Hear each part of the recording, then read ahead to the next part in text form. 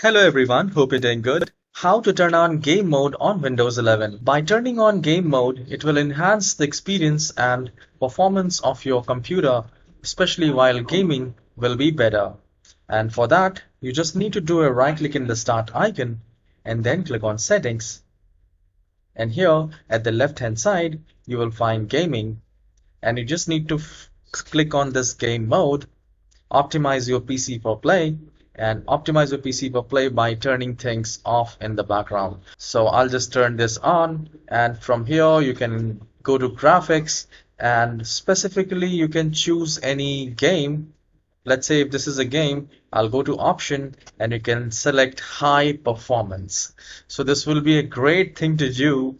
Let's say if you're playing any game and this is a video game which you're playing, and you just need to go to this option and select high performance.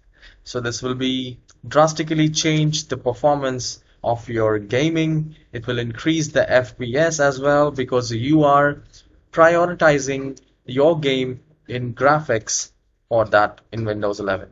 I hope you have enjoyed this very short tutorial. Please hit the like and subscribe. I'll see you in the next tutorial. Have a wonderful day.